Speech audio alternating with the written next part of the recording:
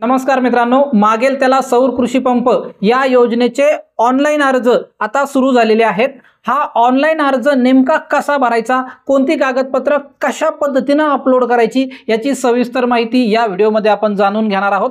त्यामुळे हा व्हिडिओ शेवटपर्यंत बघा। तुमच्या सर्व शेतकरी मित्रांना हा व्हिडिओ नक्की शेअर करा। तर चला आता बघूया हा अर्ज ऑनलाईन पद्धतीने कसा भरायचा आहे। मित्रांनो, अर्ज भरण्यासाठी सर्वप्रथम तुम्हाला mahadiscom.in mahadiscom.in या वेबसाईटवरती यायचं आहे आणि इथं आल्यानंतर तुम्हाला वरती एक दिसतंय बघा, सावधान बनावट SMS कडे दुर्लक्ष करा। हे सगळं व्यवस्थित वाचून घ्यायचं आहे आणि इथं चुकीची जी फुली आहे याच्यावर क्लिक करून ते बंद करून टाका। आता ही वेबसाईट आहे बघा, हिला वरती स्क्रोल करा।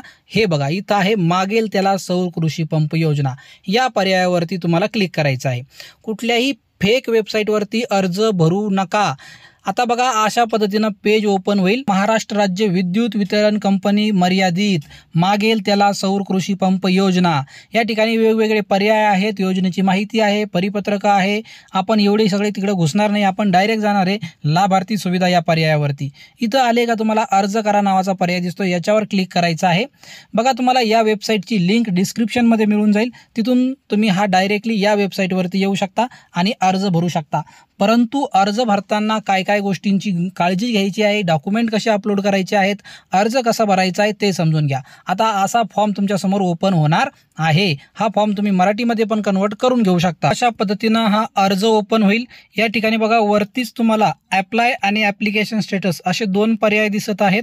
तर या ठिकाणी सुरुवातीला आपण अप्लाय करणार आहोत। अर्ज केल्यानंतर आपल्या अर्जाचं स्टेटस देखील ॲप्लिकेशन स्टेटस या पर्यायावर क्लिक करून तुम्ही बघू शकता। हा फॉर्म तुम्हाला जर हवा असेल तर तुम्ही मराठीमध्ये पण करून घेऊ शकता। बघा इथं मराठीचा एक पर्याय दिसतोय, पण अर्ज भरताना मात्र तुम्हाला सर्व माहिती इंग्रजीमध्येच भरायची आहे। आता इथं बघा सुरुवातीलाच एक पर्याय आहे की paid pending ag connection consumer detail. जर तुम्ही या अगोदर सोलर पंपसाठी अर्ज केला असेल आणि पैसे देखील भरले असेल आणि अजून तुम्हाला सोलर पंप मिळाला नसेल, तर तुम्ही या ठिकाणी तुमचा कन्झ्युमर नंबर टाकून किंवा तुम्ही वीज जोडणीसाठी कोटेशन भरलं असेल तर ते कोटेशनचा कन्झ्युमर नंबर टाकून या ठिकाणी तुम्ही सोलर पंपासाठी अर्ज करू शकता। परंतु बऱ्याच जणांचं हे नसणार आहे, त्यामुळे हा पर्याय सोडून द्या। डायरेक्टली आपल्याला इथं खाली यायचं आहे। इथं बघा सुरुवातीलाच आता तुम्हाला हा अर्ज कसा भरायचा आहे ते समजून घ्या। इथं तुम्हाला सांगितलेलं आहे की आधार कार्ड नंबर टाकायचा आहे। त्यानंतर इकडं स्कीम नेम दिसतंय बघा, मागेल त्याला सौर ऊर्जा पंप। त्यानंतर इकडं तुम्हाला डिस्ट्रिक्ट निवडायचं आहे, तालुका निवडायचा आहे, तालुकानंतर विलेज निवडायचं आहे, तुमचं गाव निवडल्यानंतर एक महत्त्वाचा पर्याय इथं आहे की तुम्हाला सर्वे गट नंबर टाकायचा आहे। सर्वे गट नंबर टाकल्यानंतर त्या गट नंबरमध्ये जेवढे काही शेतकरी असतील त्या सगळ्यांची नावं तुम्हाला या ठिकाणी दिसतील। त्या शेतकऱ्यांच्या लिस्टमधून तुमचं नाव तुम्हाला या ठिकाणी निवडायचं आहे आणि त्यानंतर तुम्हाला या ठिकाणी लँड ओनर नेम आहे बघा, तर ते तुम्हाला या ठिकाणी निवडता येईल। त्यानंतर बघा इथं ॲप्लिकेशन नेम आहे, ॲप्लिकंटचं हजबंड किंवा फादरचं नेम आहे, ॲप्लिकेशनचं सरनेम आहे। ह्या गोष्टी तुम्हाला सर्व इंग्रजीमध्ये भरायच्या आहेत। जेंडर निवडायचं आहे, मेल फिमेल। त्यानंतर कास्ट कॅटेगरी निवडायची आहे आणि मोबाईल नंबर तुम्हाला या ठिकाणी टाकायचा आहे। मोबाईल नंबर बरोबर टाका। मोबाईल नंबर जर चुकला तर दुसऱ्याच्या मोबाईलवर OTP जाईल, नंतर तुम्हाला अडचणी निर्माण होतील। त्यानंतर बघा इथं तुम्हाला पत्ता टाकायचा आहे। हाऊस नंबर असेल तर टाका किंवा 1 2 3 कुठलाही टाकून द्या। त्यानंतर लँडमार्क टाका, तुमचा जिल्हा, तालुका, गाव, पिनकोड या गोष्टी व्यवस्थित भरायच्या आहे। पॅन कार्ड नंबर तुम्हाला टाकायची इच्छा असेल तर तो पण तुम्ही या ठिकाणी टाकू शकता। त्यानंतर बघा इरिगेशन सोर्स इन्फॉर्मेशन, ही खूप महत्त्वाची गोष्ट आहे। इरिगेशन सोर्स इन्फॉर्मेशनमध्ये तुमच्याकडे जे विहीर आहे, शेततळं आहे किंवा बोरवेल आहे त्याची माहिती, त्याची किती लांबी, किती फूट खोल आहे ते व्यवस्थित भरायचं आहे। कारण याच्यावरच अवलंबून आहे की तुमचा जो येणारा जो सोलर पंप आहे तो कशा पद्धतीने बसवला जाईल, त्याच्यामध्ये किती फूट लांबीचा पाईप असेल, बोरची मोटर कशी असेल, विहिरीची मोटर कशी असेल, शेततळ्याची मोटर कशी असेल, तर या गोष्टी या ठिकाणी अवलंबून असतात। त्यामुळे ही माहिती व्यवस्थित तुम्हाला जशी हवी आहे, जसा सोलर पंप तुम्हाला हवा आहे त्या पद्धतीचा मोटर पंप तुम्हाला या ठिकाणी मिळणार आहे। त्यामुळे व्यवस्थित माहिती तुम्हाला या ठिकाणी भरायचं आहे। टाईप ऑफ इरिगेशनमध्ये विहीर असेल, बोरवेल असेल तो पर्याय निवडायचा। त्यानंतर इरिगेशन मोड निवडायचा आहे। त्यानंतर select water quality, water quality जर तुमची खूपच खराब असेल तर तसं तुम्ही या ठिकाणी निवडू शकता। त्यानंतर खोली निवडायची आहे बघा, तुमच्या बोरची खोली किती आहे ते निवडायचं आहे। त्यानंतर इज एक्झिस्टिंग फार्म पॉन्ड, तुमच्याकडे शेततळं आहे का, शेततळं असेल तर शेततळ्यावर देखील तुम्ही या ठिकाणी बसू शकता। बोरवेल असेल तर बोरवेलची जी इंचेसमध्ये आहे, जी रुंदी आहे ती रुंदी तुम्ही या ठिकाणी टाकू शकता। यानंतर बघा ॲग्रिकल्चर डिटेल्समध्ये तुम्ही तुमच्या शेतामध्ये कोणकोणती पिकं घेतात ते तुम्हाला या ठिकाणी टाकायचे आहे. मागच्या वर्षी कोणती घेतली, या वर्षी कोणती घेतलेली आहेत, असे पर्याय तुम्हाला या ठिकाणी निवडायचे आहेत. हा फॉर्म आपण व्यवस्थित समजून घेतो मित्रांनो, बोर होऊ नका, कारण अर्ज आपल्याला व्यवस्थित भरून घ्यायचा आहे. एक्झिस्टिंग पंप डिटेलमध्ये बघा, तुमच्याकडे सुरुवातीला पंप आहे का, याला डायरेक्टली नाही म्हणून टाका. आमच्याकडे पंपच नाही आहे असं तुम्ही म्हणून टाकायचे, कारण आपल्याला सोलर पंप पाहिजे म्हणल्यावर अगोदरच आपल्याकडे पंप नाही आहे असं तुम्ही म्हणू शकता या ठिकाणी. किंवा मग तुम्ही याला जर इथं ऑप्शन असेल तर डिझेल पंप निवडा. डिझेल पंप निवडला तर मग काय होतं की तुम्हाला सोलर पंप मिळेल. तुम्ही असं निवडू शकता की आमच्याकडे डिझेल पंप आहे आणि डिझेल पंपची जी काही कॅपॅसिटी आहे ती तुम्ही 3 HP 5 HPचा तुम्ही या ठिकाणी निवडू शकता. आणि जर तुम्हाला जे डिझेल पंपामध्ये किती लिटर लागतं तेल लागतं ते पण तुम्ही या ठिकाणी सांगू शकता. आता बघा रिक्वायर्ड पंप डिटेलमध्ये तुम्हाला तुमची जमीन किती आहे त्याच्यावर अवलंबून आहे. जर तुमची जमीन 1 हेक्टरच्या आतमध्ये असेल तर तुम्हाला 3 HPचा सोलर पंप मिळेल.